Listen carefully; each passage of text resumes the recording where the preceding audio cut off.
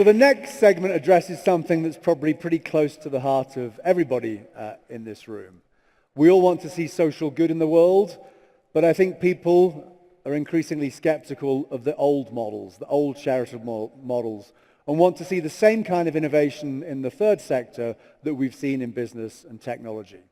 So this next section is all about the future of philanthropy. To kick off this session and to compare the following three speakers, we're welcoming back a counsellor who's himself a serial entrepreneur, but he's turned his whole business acumen to philanthropy.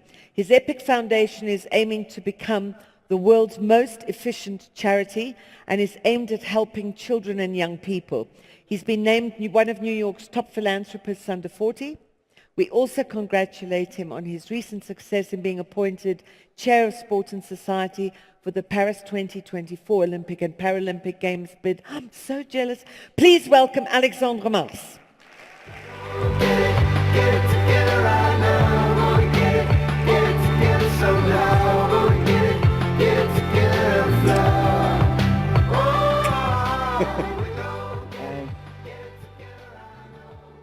I hope that's you want to talk about this and not soccer. As you know, Colombia is playing now, so I think all the Colombian delegates are not in the room tonight. No, they are here. Some are here. Who's nice. from Colombia? I like that. Oh, you're the best. You're the best. I'm impressed. So, what's the score? I think 0-0, right? I think it's, yes, you know the score. That's good. That's good. So I want to share our vision with you. It's a vision where, can I get the slides? It's a vision where giving will become the norm. And this is interesting to understand. Understand the structure of the giving. How people do give. How do you give? How do we give? First, religions. So most of the time, we have to give. It's part of a religion. And any religions. The Catholics have the tithe.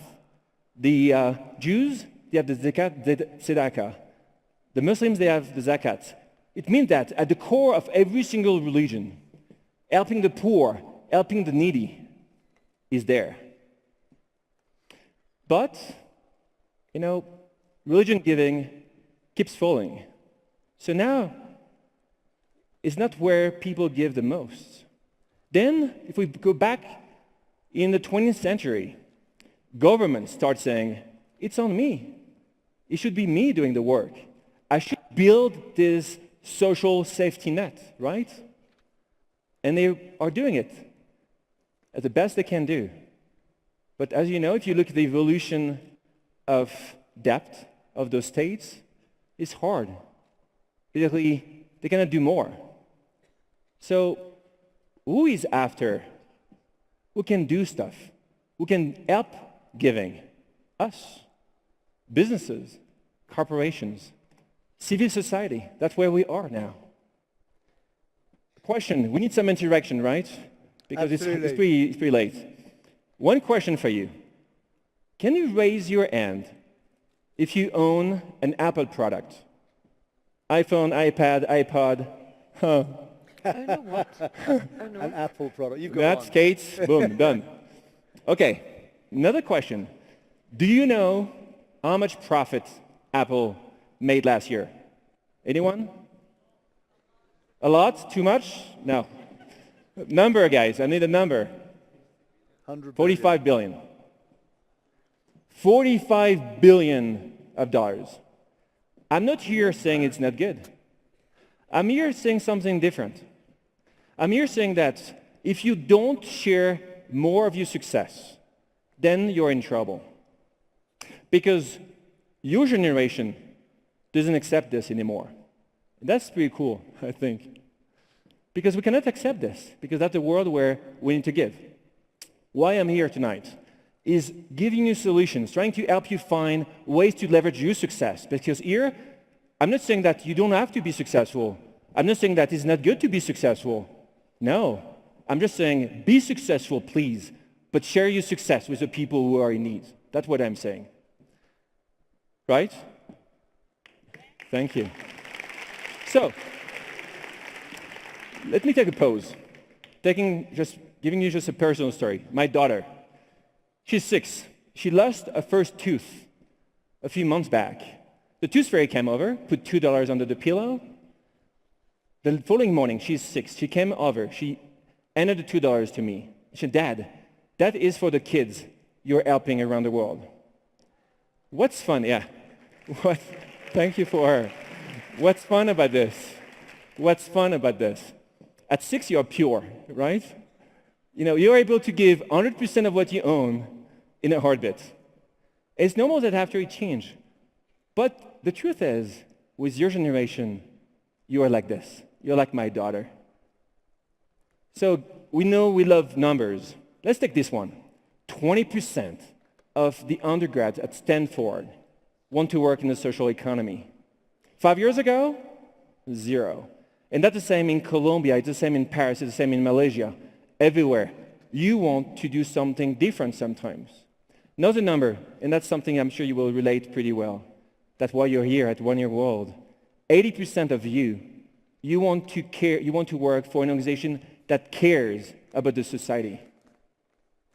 Interestingly enough, when you talk to those Fortune 500, and I like them, but when you go during the interview process, the second question this year, or the third, is no longer the size of your office, is no longer if you will share the office with someone.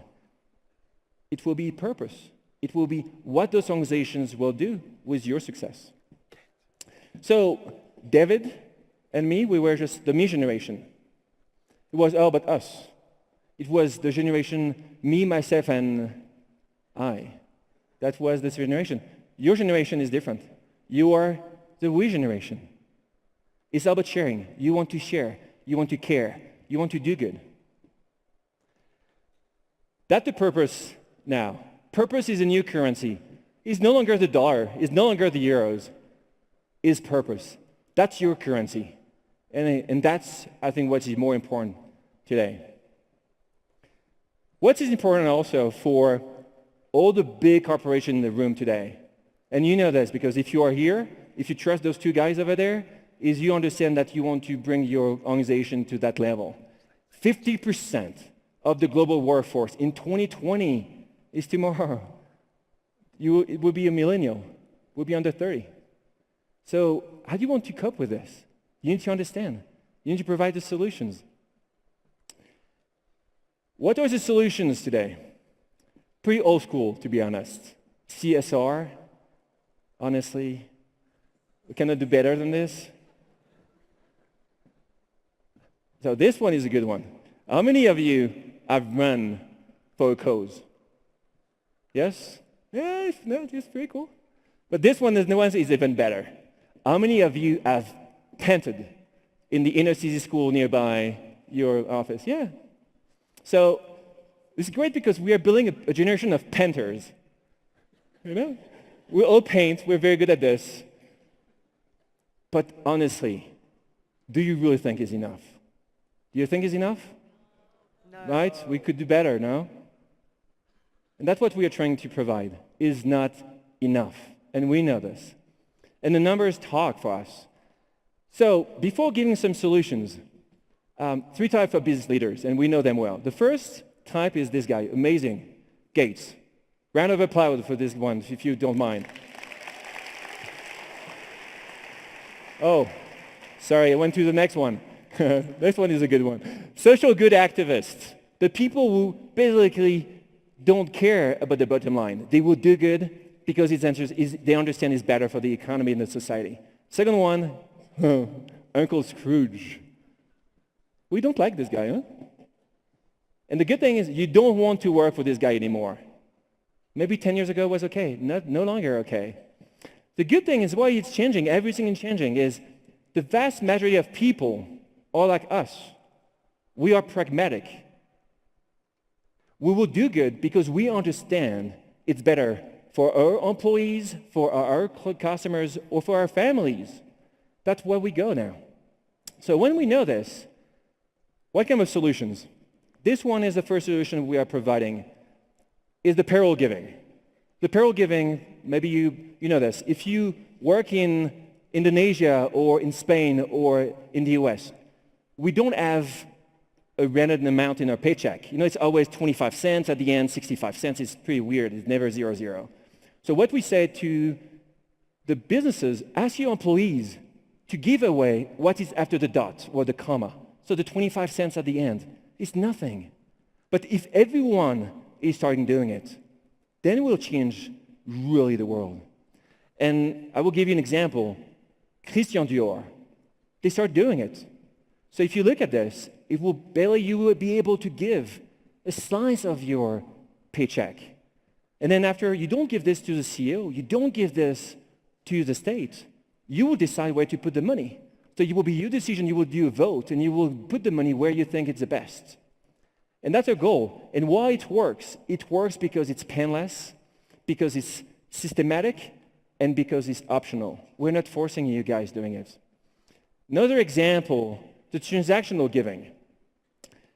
So let's go out tonight having dinner. As well, the check won't be 0 at the end. It will be 25 cents. And the goal is to ask us to round it up to the next dollar amount. It's super easy. It should be everywhere. Every time we buy something, every time we have lunch, we have dinner, we go to the theater, we should have the option to do this. Tiny, but it's something. So those guys are doing it. Lyft in the US. When you ride with Lyft, at the end of the ride, you're able to give just something, almost nothing, but it's still something. Why it works? Who owns a car here? Maybe less and less people. But you go, okay, maybe, can you just raise your hand? How many of you, when you went to the gas station, you were trying to go just until the 0, just, right? No, everyone, let's be honest, guys. But that's why it works. Because it's easy. Because it costs nothing to do it. That's why it's important. So look, I will try. I know I will fail. Look this. I knew this. That's my team. Why they did this? Last one. Some of you maybe want to become entrepreneurs. I won't ask the question because you are with maybe, you put bosses here, or I don't know. So no question about this. But some of you want to become entrepreneurs. And some of them are coming to see us saying, I want to be part of the EPIC movement. How can I be part of it? And I don't make money. That's fine. Pledge your shares. If you start your business tomorrow, give away 1%. You just pledge them. 1%, 1.1%, 10%. And the day you will be acquired by the Google and the Facebook of the world, then you will have some proceeds to give away to social causes. So that's the pledges, and we do the same with investors and with businesses. But why it works? It works because one, it's painless. When it's painless, it's joyful. Never give more than you really want to give, even if you're forced to. 2, it's systematic. And 3, it's optional. No one can force you to do something you don't want to do. And when you will be your decision, everything changes. Then if we do this, then we can change the system. And that's what we want to do, right? We want to change the system. And then it's a systematic change. That's what we do at EPIC. We want to build a society where giving is becoming a norm. So that's what we want to do. And just before, and I know it's the end of my presentation, join EPIC for sure. But what we are asking you guys is on Monday, when you're back at in your places in your home, go and see your HR. Go and see your CEO. Go and see your chief operating officer. Go and see your bosses and ask them to implement the payroll giving, the transactional giving, because it's on us to change the society. Thank you very much.